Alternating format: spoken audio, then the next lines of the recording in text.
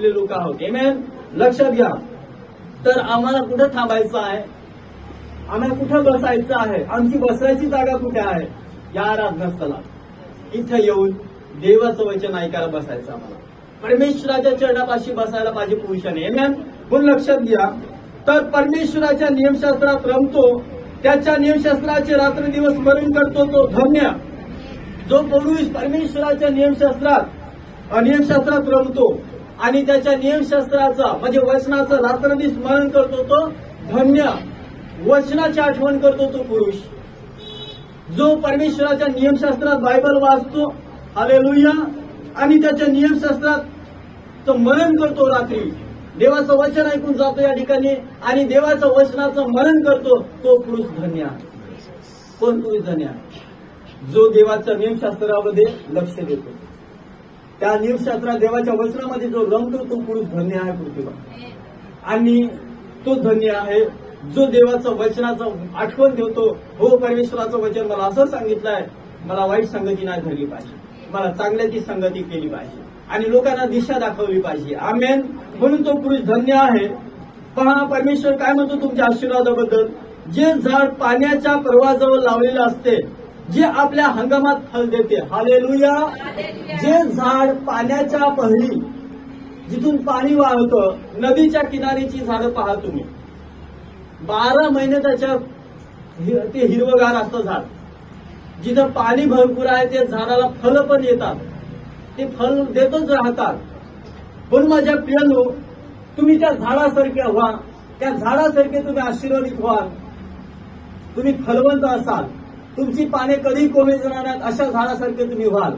जर तुम्ही परमेश्वराच्या नियमशास्त्रात रमता आणि देवाच्या नियमशास्त्राचं रात्रंदिवस मनन करता, तर पुरुषांनो तुम्ही त्या झाडासारखे आहात, जे नदीच्या किनारी पाणवठ्याजवळ लावलेलं झाड आहे, जे आपल्या हंगामामध्ये फल देतं. अशा झाडासारखे आशीर्वादित लोक तुम्ही आहात.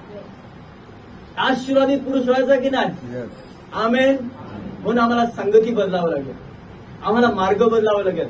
हो, असते तुमचे मित्र खूप चांगले असतील, पण प्रियानो त्यांना पण तुम्हाला बदलावं लागेल, त्यांना पण मार्ग दाखवावा लागेल, तुम्हाला त्यांना पण दिशा योग्य दिशेत आणावं लागेल. Hallelujah, hallelujah, hallelujah. पहा, जे झाड आपल्या हंगामी फल देते, ज्याची पाने कोमेजत नाही, अशा झाडासारखा तो आहे. जो नदीच्या किनाऱ्याला झाडासारखा तुम्हाला आशीर्वाद मिळेल, कधीच तुम्ही कोमेजणार नाही. आपल्या हंगामामध्ये तुम्ही फलवंत असाल आणि तुमची पाने कधी कोमेजणार, अशा झाडासारखे तुम्ही असाल. आमेन. पुढचं वचन लिहिलं आहे, अशा झाडासारखा आहात, तो आहे आणि जे काही तो हाती घेतो ते सिद्धीत जाते. आमेन. हालेलुया.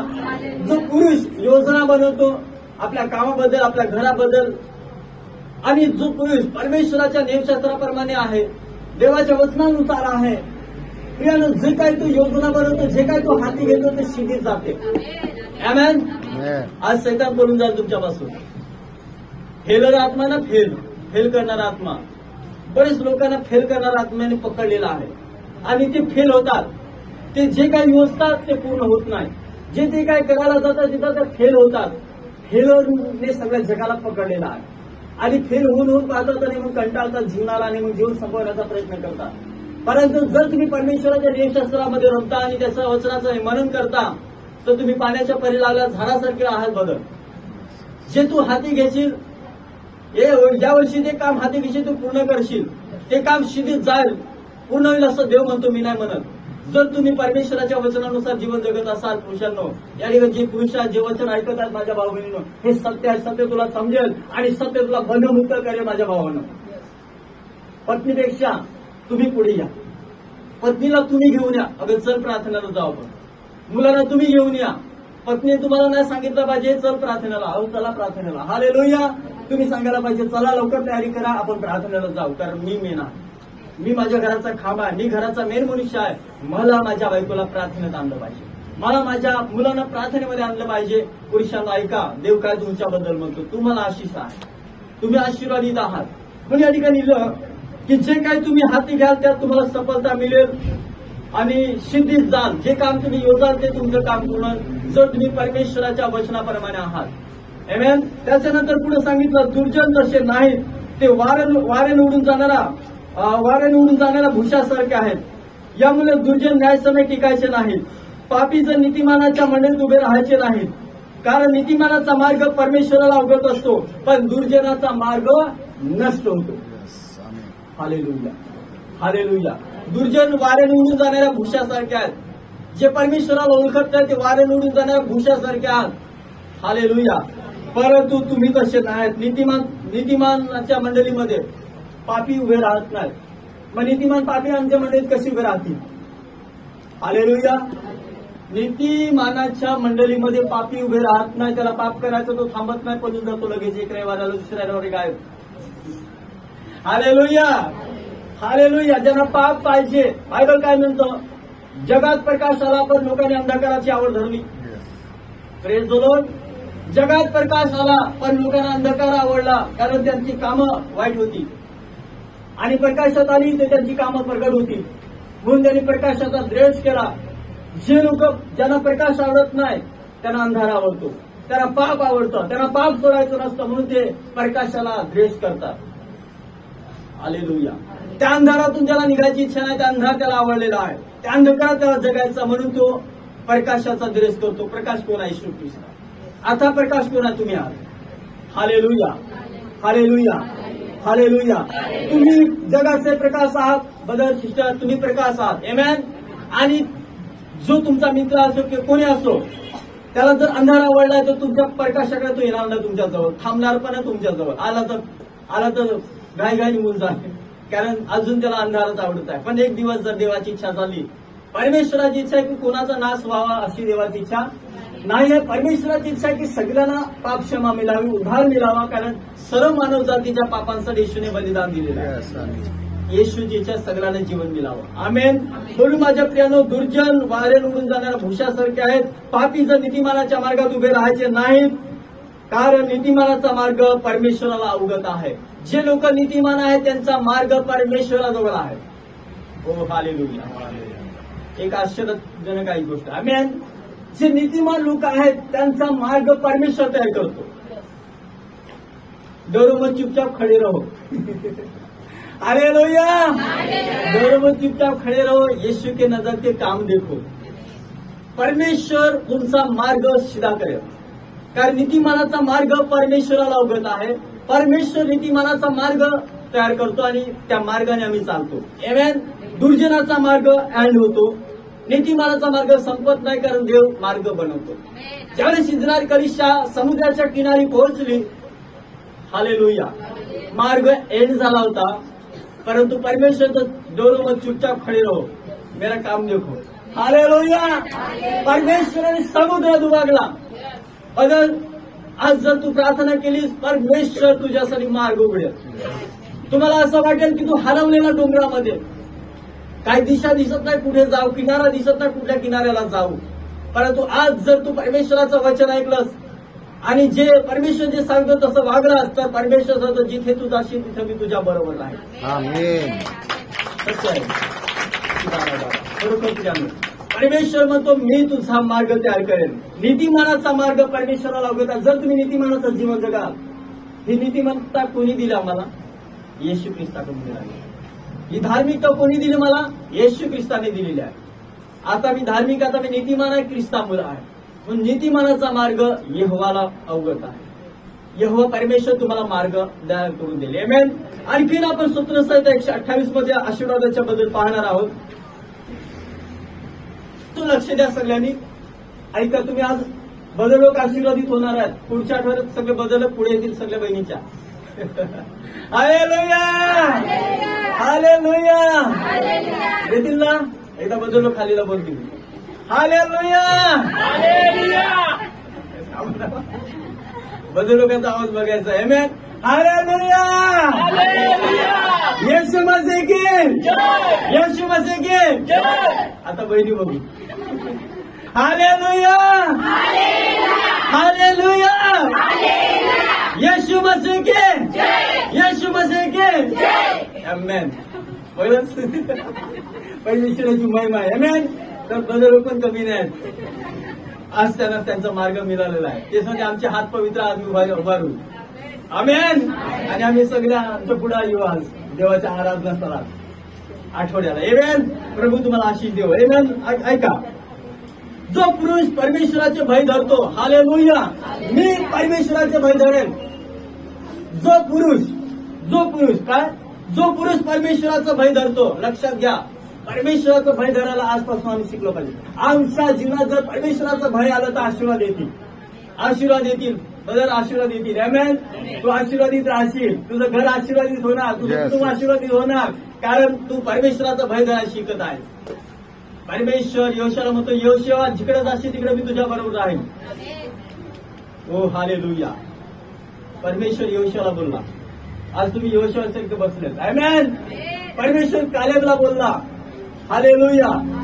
यहोशुआ आणि कालेब धीरज माणूस होते, एकदम मन त्यांचं देवावर विश्वास आणि त्यांच्यामध्ये फार हिंमत होती.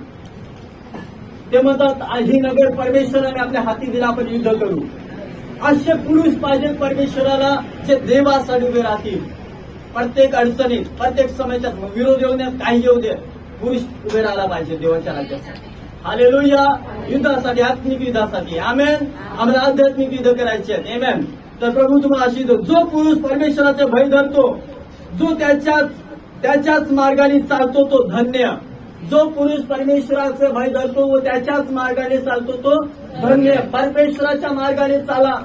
ज्याने आकाश आणि पृथ्वी निर्माण केली तो परमेश्वर, ज्याने सूर्य चंद्र आणि तारे निर्माण केली तो परमेश्वर, ज्याने सर्व काही निर्माण केलं तो परमेश्वर. त्या परमेश्वराचा भय धरा आणि त्याच्याच मार्गाने चाला, तुम्ही धन्यवाद. हे देवाचं वचन तुमच्यासाठी आहे. तुम्ही धन्यवाद बघा. आमेन. आणि पुढचं वचन सांगितलं, तू आपल्या श्रमाचे फल खाशील. हालेलुया. जे तू कष्ट करत आहे, जे तू कमावत आहे, त्या श्रमाचे, त्या कष्टाचे तू फल, गुड आशीर्वाद. चांगला आशीर्वाद आहे. हालेलुया. तुझ्या श्रमाचे तू काय खाशील? जे तुम्ही कष्ट करता ते कमावतो त्याचं फल तू खाशील. पुढे म्हटलं आहे, तू सुखी होशील, तुझे कल्याण होईल. परमेश्वर म्हणतो तू सुखी होशील, तुझे कल्याण होईल. तुझ्या माझघरात तुझी स्त्री सफल द्राक्षरसासारखी होईल. आमेन. तुझी स्त्री तुझ्या घरामध्ये आशीर्वादित राहील, तुझी बायको आशीर्वादित होईल तुझ्यासाठी. आमेन. हालेलुया. जर तुम्ही परमेश्वराचा भय धराल आणि त्याच्याच मार्गाने चालाल तर तुझ्या श्रमाचे तू फल खाशील, तुझं कल्याण होईल, तू आशीर्वादित होशील. आणि तुझी स्त्री जी आहे, तुझी पत्नी जी आहे, तुझ्या घरात सफल द्राक्षरसासारखी, दारुक्याची गरज नाही लागणार तुम्हाला. हालेलुया. हालेलुया. तुझी स्त्री सफल द्राक्ष रसासारखी असेल, तुझ्यासाठी आशीर्वादित असेल. आमेन.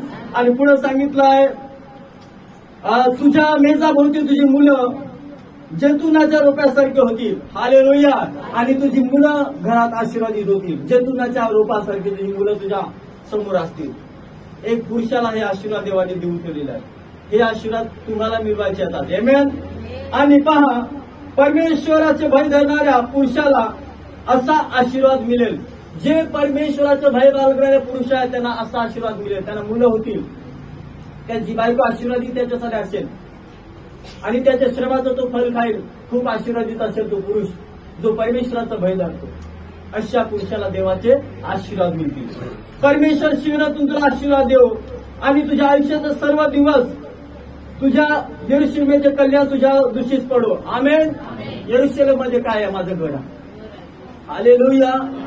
यरूशलेम तुमचं आत्मिकरित्या तुमचं घर आहे आणि देव तुम्हाला सर्व दिवस तुमचे दिवस आशीर्वादित करेल. जे आयुष्य तुझं आहे ते आशीर्वादित असेल. बरं. हालेलुया. बहिणीनो, आशीर्वादित असं तुमचा नवरा. हालेलुया. तर हे देवाने वचन दिलेलं आहे तुमच्यासाठी. आमेन. आणि सगळे आयुष्याचे दिवस आशीर्वादित असतील तुमचे आणि तुझ्या घराचं कल्याण आशीर्वाद तुझं घर झालेलं तुम्ही पाहाल. तुमची मुलं आशीर्वादित तुम्ही पाहाल. आमेन. आणि पुढे सांगेल, तुला तुझ्या मुलांची मुलं तुझ्या दृष्टीस पडोत ईश्वरात शांती असो. हालेलुया. आणि तुमच्या मुलांची मुलं तुमच्या दृष्टीस पडतील. काय पाहाल? मुलांची मुलं, नातवंड पाहाल तुम्ही. हालेलुया. पाहिजेत की नाही? का त्याच्या अगोदर? हालेलुया. त्याच्या अगोदर जायचं. तुमच्या मुलांची मुलं तुम्हाला पाहायची आहेत. हा आशीर्वाद कोणाला मिळतो? मुलांची मुलं पाहण्याचा आशीर्वाद परमेश्वराच्या भय धरणाऱ्या लोकांना मिळतो. पुरुषाला मिळतो ते पुरुष आशीर्वादित आहे. तुमच्या मुलांना मुलं होतील त्यांना तुम्ही बालगे राहाल. Hallelujah, hallelujah. परमेश्वर तुम्हाला आशीर्वादित करू. आमेन. तर पुरुष काय म्हणतो, पुरुषाने सर्व ठिकाणी राग सोडून, क्रोध सोडून, सगळं घमंड सोडून, सगळं वाईट सोडून पवित्र हात उभे करून काय केली पाहिजे, प्रार्थना केली पाहिजे. करतात ना की नाही? जा कोपऱ्या कोपऱ्याला प्रार्थना करा. हालेलुया. बायको प्रार्थना म्हणते पण बरेच घरात पुरुष प्रार्थना करत नाही. हालेलुया. कारण परमेश्वर म्हणतो तू प्रार्थना कर, तू तर खरा आहेस घराचा मेन खांब, तुझ्यात तर सगळं नावावर आहे. बायकोचं नाव नाही चालत, नवऱ्याचं चालतं नाव. हालेलुया. बायकोला तुमचं नाव मिळतं, येशूच्या नावात आपण येतोय. आमेन.